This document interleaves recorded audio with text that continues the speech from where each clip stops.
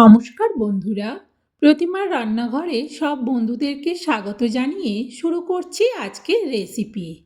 আমি এখানে মটরশুঁটি ছাড়িয়ে নিয়েছি ছোট বাটি ভর্তি করে এক বাটি, আর তার সাথে নিচ্ছি দুটো ডিম। আজকে আমি দুর্দান্ত স্বাদের খুবই হেলদি, ভীষণ টেস্টি একটা রেসিপি শেয়ার করব, যেটা ব্রেকফাস্টেও বানাতে পারো, ডিনারেও বানাতে পারো, স্কুল কিংবা অফিসে টিফিন হিসেবেও ব্যবহার করা যাবে। খেতে ভীষণ টেস্টি হয়। মটরশুঁটি আর ডিমের সাথে নিচ্ছি আমি 200 গ্রাম সুজি। পুরো সুজিটা মিক্সার জারের মধ্যে নিয়ে নিলাম। এই সুজিটাকে শুকনো অবস্থাতে একটু ঘুরিয়ে নেব মিক্সার জারে, যাতে এটা আরও একটু মিহি হয়ে যায়।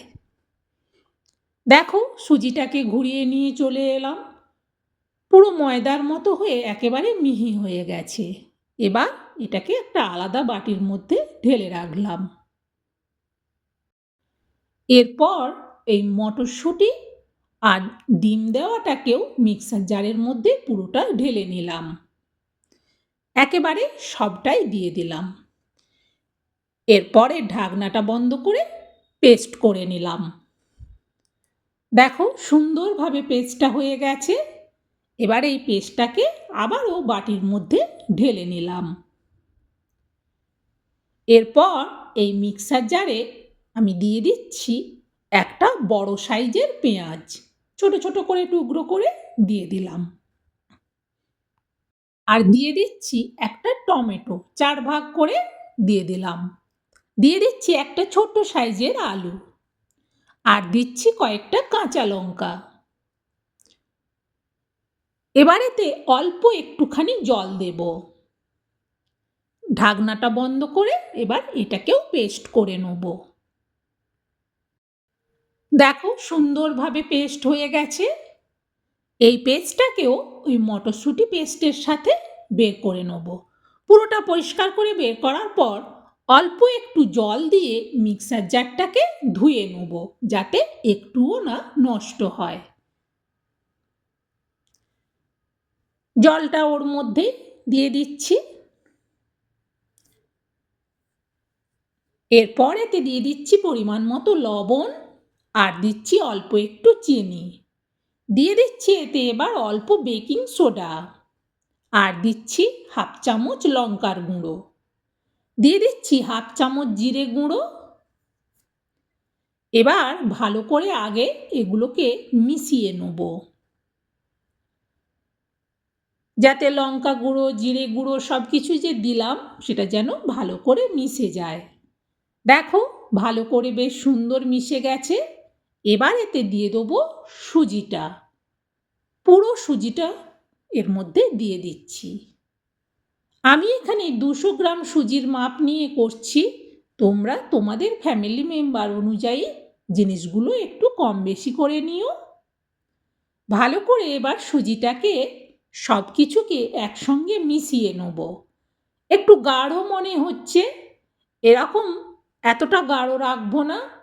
এই জন্যে ভালো করে আগে একটু মিশিয়ে নিতে হবে। মিশিয়ে দেখে নেওয়ার পর পরিমাণ মতো আরও একটু জল দিতে হতে পারে, কিন্তু মিশানোটা যেন খুব ভালো করে হয়। এটা কিন্তু অনেকটাই গাঢ় লাগছে, তাই এতে আমি অল্প জল দেব আরও। এই রেসিপিটা খুব একটা পাতলা টাইপের হবে না, একটু মোটা মোটা ফোলা ফোলা হয়। খেতে কিন্তু ভীষণ টেস্টি হয়। বাচ্চারা যদি স্কুলের টিফিনে এই রেসিপিটা পায়, তারা আবারও নেক্সট দিন এই রেসিপিটাই বানিয়ে দিতে বলবে। সত্যিই এটা ভীষণ টেস্টি হয়। পুরো মিশ্রণটা রেডি, দেখো থিকনেসটা কেমন। এবার আমি গ্যাস জ্বেলে কড়াতে দিয়ে দিলাম তেল। এবার খুন্তি দিয়ে তেলটাকে পুরো কড়াইতে চাড়িয়ে নিলাম। এবার আমি বাটিতে করে তুলে নিলাম, অল্প পরিমাণ দিয়ে দিলাম। এবার এই চামচটা দিয়েই একটু পাতলা করে চাড়িয়ে নেব। ঠিক পরোটাগুলোর মতো দেখতে হবে, কিন্তু একটু ফোলা ফোলা হয় আর ভীষণ নরম, সুন্দর টেস্টি হয়। 2 মিনিট অপেক্ষা করতে হবে। 2 মিনিট অপেক্ষা করলেই একটা সাইড কিন্তু সুন্দরভাবে হয়ে যায়। একটা সাইড যখন হয়ে যাবে এবার এটাকে আস্তে করে উল্টে দিতে হবে। একটু উপর থেকে এইভাবে চেপে চেপে দিতে হবে, তাহলে বেশ সুন্দরভাবে ভাজা হয়ে যাবে। দেখো কতটা সুন্দরভাবে কালার হয়ে যাচ্ছে।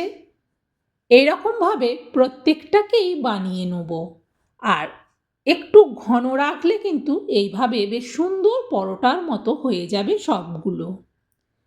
এইভাবে মটরশুঁটি আর ডিম দিয়ে এত টেস্টি আর ভীষণই হেলদি একটা রেসিপি তোমাদের সাথে আমি শেয়ার করলাম।